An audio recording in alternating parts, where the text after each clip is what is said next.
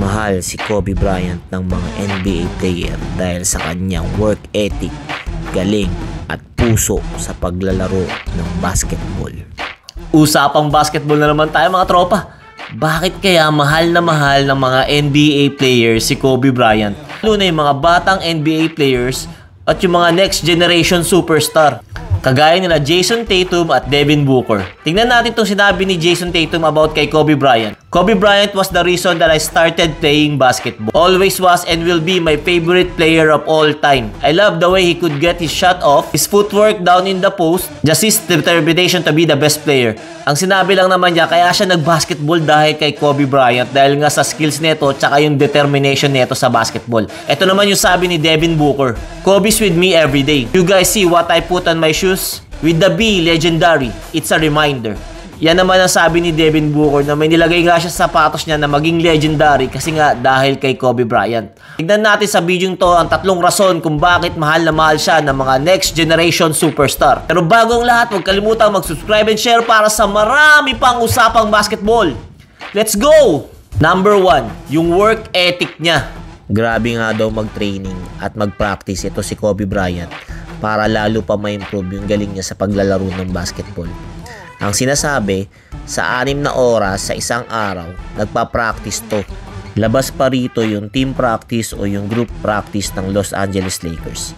Yung first 2 hours daw is more on conditioning, running, pagtakbo, cardio, anything para pataasin yung kanyang stamina.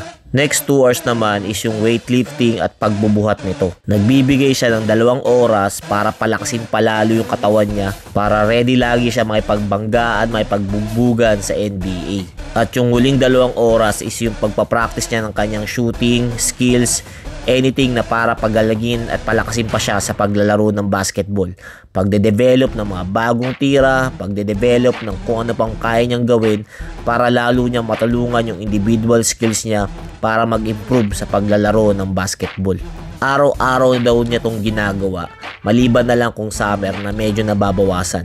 Isipin mo, ginagawa niya yung 6 hours training para sa kanyang sarili, labas pa yung team training. Magti-training pa siya kasama yung Los Angeles Lakers para naman i-improve yung team play ng team nila. Napakahirap nun kasi isipin mo, 6 na oras mo nang binugbog yung katawan mo sa isang araw. Tapos magpa-practice ka pa kasama yung grupo. Number 2, yung skills or yung galing niya sa paglalaro ng basketball. Ito talaga yung pinakamaraming humanga sa kanya. Yung galaw at yung laro niya sa paglalaro ng basketball. Makikita kasi natin dito, napaka-graceful niya gumalaw. Iba yung beauty ng galaw niya comparing sa mga ibang NBA player. Napaka-swabe nito, napaka-smooth at napaka-picture perfect nga kung sasabihin. Tapos hindi lang yun.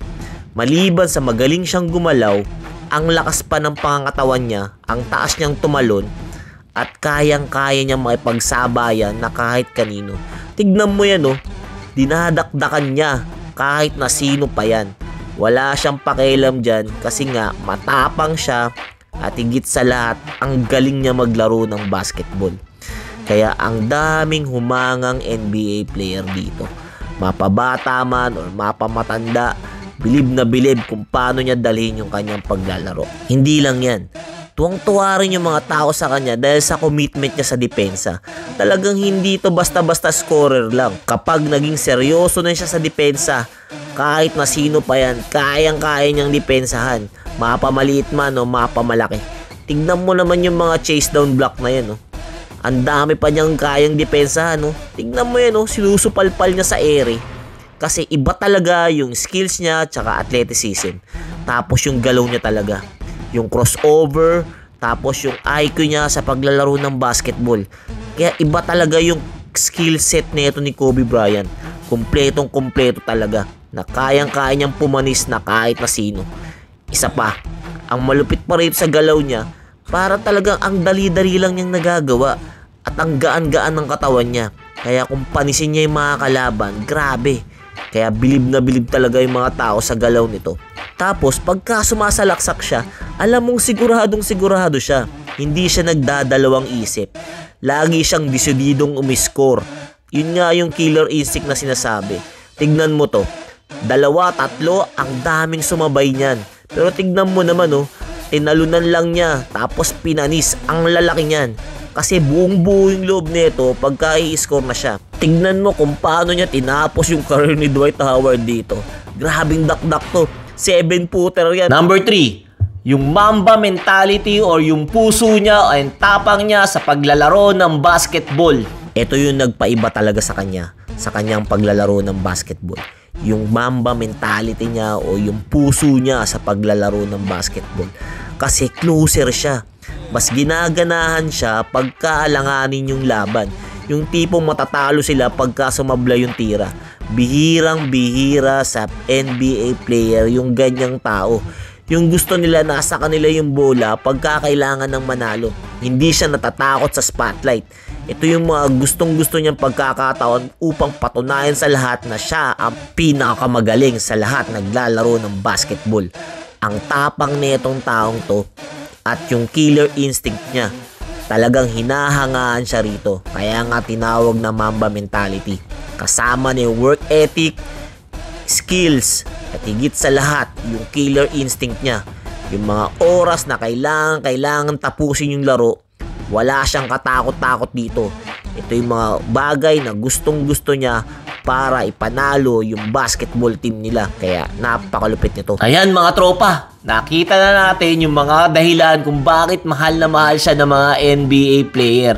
At lalo na ng mga bagong henerasyon ng NBA player. Ilang yun, maraming beses na nakikita natin na mahilig talaga siya magturo sa mga batang basketball player. Wala talaga siyang kapagod-pagod na i-share yung knowledge and wisdom niya sa bagong henerasyon. Kaya mahal na mahal siya ng mga to. Si Kobe Bryant ay isang inspirasyon sa maraming basketball player at sa lahat ng mga fans nito. Kaya mga tropa, huwag kalimutang mag-like, subscribe and share para sa marami pang usapang basketball. Thank you!